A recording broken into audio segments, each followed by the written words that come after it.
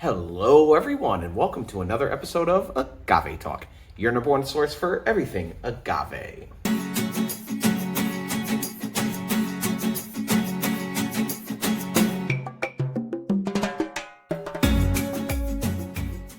We appreciate you being here with us today. This is a special episode, I should say. If you do follow us on Instagram, you do know then we actually just made a move. Yes, we just made a move internationally from the States. We are now living in Peru. Lima, Peru, capital city, beautiful, beautiful place. Insane traffic. If anybody has ever been to Peru, please drop those comments down below. We'd be very curious to hear your thoughts, your takes. In reality, we love it here. However, when we're talking about agave on Agave Talk, man, we're calling out to our viewers. If anybody's coming to visit Peru, please bring tequila, mezcal, anything else agave with you. The selection here it's not there. All right, guys. However, I was able to find a bottle of Don Julio Reposado. Yes, very, very, always keep Don Julio at the house, at the bar in the States, absolutely. So this is a staple. When I sit and think about it, though, we've never done an actual traditional review on Don Julio Reposado. So saw this recently, picked it up, and I said, you know what, let's make a video. So again, if you do follow us on Instagram, thank you, and you'll know we are now in Peru. When we're thinking about other countries, not so much the States, you'll notice a lot of their alcohol for tequila comes in at 38%. So like even in Mexico, it's not 40%. The traditional, ABV on those tequila bottles are going to be 38%, a little 2% lower. It does make a difference, believe it or not. It's a little less bitey per se. I don't want to say smooth. That's, very subjective kind of terminology and or like what is smooth. I know you understand what that might be, but we think it's a little less bitey. Personally, we love higher proofs. So 38%, okay, we'll see how this tastes and definitely give you the rundown on that. You'll also notice on a lot of the bottles outside of the States, it'll have something like here where this literally translates into drinking alcohol in excess is dangerous. So they have all these different warnings and things on these bottles of alcohol that the States don't have. I find that pretty interesting. And this is 70-50 milliliters. And move the camera on over. We are getting used to our brand new studio here. Not sure if we're actually gonna keep this. I'm gonna keep that in the shot. Why not? Instead of editing that out. But, you're along this journey with us. This is our very first shoot here in Peru. So thank you for being with us. We appreciate you. As we move forward, this might be changing the background. Who knows? But this is the first shot. It is what it is. I want to drink this. Got this, here right now and said, hey, before I drink it, let me make a video. But we're going through because I do want to drink this. All right. So opening the box up, it does come in the box. Oh yeah, look at that. This is the same bottle that you are finding in the States. I mean, that same shape. You can't not unsee it. It is very easily recognizable. Don Julio, 38%. That's really is the only difference on this bottle here coming out of Peru. So we got this repo, about to open this up. This is a little bit of information on the back. After aging at least 6 months inside American white oak barrels, Don Julio develops a rich character and unusual softness. That 38% absolutely helps with the softness as well. You got this coming out of NOM 1449. This right here is pretty interesting because it breaks down literally.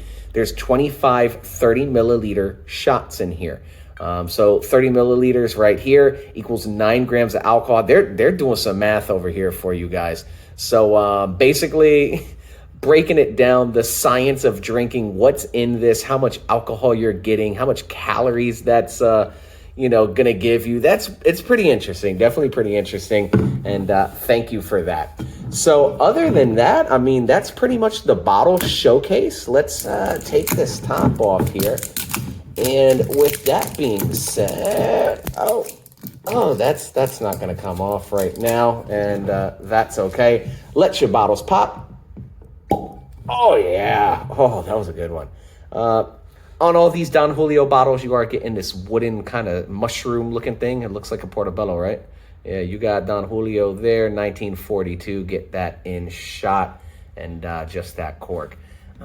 You'll notice as well, I was unable to bring our Riedel tasting glasses, so the closest thing I have is this champagne glass. I'm going to pour that out. If you have not done so already, please hit that like and subscribe, as well as follow us on Instagram at Agave Talk. All right. So, like I said, this is the first video running through it. Not sure, what it's going to look like after this. But man, thank you for being here. And like I said, if anybody is in, Peru, please reach on out, shoot us a message on Instagram, bring some spirits with you. Let's link up. I'll take you out. Let's hang out, man. I'm definitely for that. And we'll drink some good spirits while eating some delicious food. So looking at this right here, it's a very light color. It's like straw. Slightly like pea yellow a little bit, let's get a little graphic here. Looking at the legs and tears, that's very sticky. You can see it right there, right? That line is not going anywhere. Even the one behind it, you can see it. When we're talking about those legs and tears, the mouth on this is going to be pretty good just by looking at that. Taking a smell. Oh my gosh. So the selection here is few and far between.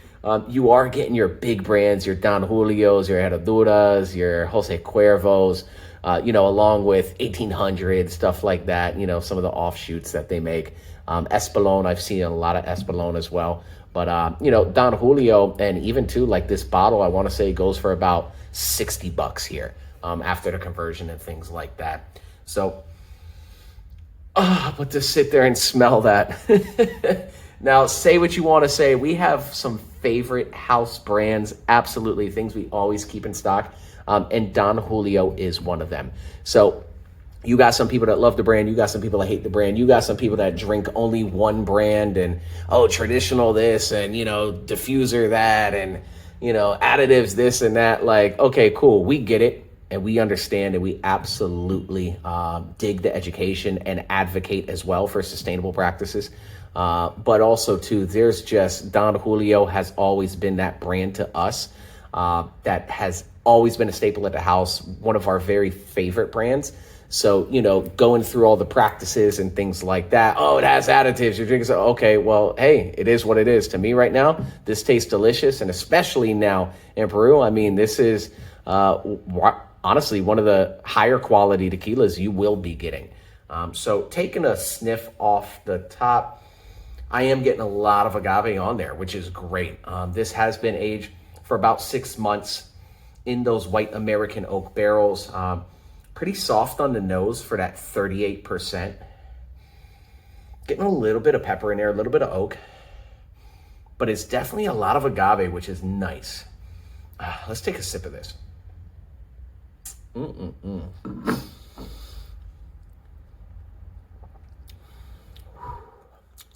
Oh, man. So right off the bat, you don't really notice it, but that 2% does make a huge difference. It's pretty soft on the mouth when you're drinking it neat like this. Goes down pretty clean, pretty easy. Getting a little bit of pepper up front. You're getting some of that wood, too, from that oak. Does the Reposado have additives? I'm not 100% sure. But there is a hint of vanilla, kind of cake batter-ish going on, which is, once you smell it once and taste it once, you can kind of taste it across everything. And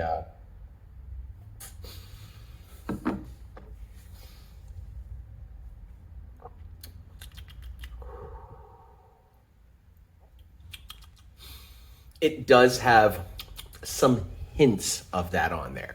So that's why I preface this with, talking about, tequila purists and, additives, this and this and that. Like, why are we, arguing and fighting about, putting a couple of drops of additives in there? Personally, for me, yes, absolutely. I love additive-free tequila. I am going with those traditionally made brands because I love the taste of agave. However, I will keep something like this stocked in my bar, especially here in Peru, because outside of this, you know, it's pretty rough out there when we're talking agave. So no, man, this right now hits the spot. I have not had a good quality agave sip for honestly almost 2 weeks now. So this man just hit the spot, you know, always too, just kind of nostalgic, having Don Julio at the house and now having it here is freaking awesome. I'm super stoked. And, you know, other than that, I mean, Don Julio Reposado, you can't go wrong. The entire line, we always keep Blanco at the house. The 70th too, you know, Añejo as well. Once you start getting into like the 1942s, not a huge fan of it. The Primaveras, things like that. The Ultima Reserva, awesome, love it. But yeah, man, I mean, you can't go wrong. You really can't go wrong with Don Julio anything. So yeah, cheers to the Don for sure, definitely. And like I said, we always keep a bottle of this in the house. And I just, looking at this again, this is so unique, so interesting to have that there. But other than that, hey man, that's it. We appreciate you being here with us. We'll see what happens as we move forward. I'm looking forward to, because I do travel often, to see what I can now find in like these duty-free shops, anything unique, anything odd. We're definitely going to be bringing it to you. So if you're here, cool. Thank you guys. And stick with us, man. We got some great new content coming up, and we appreciate you being here. So if you have not done so already, please hit that like and subscribe, as well as follow us on Instagram at Agave Talk. And thanks for being here. Cheers, everybody, and take care.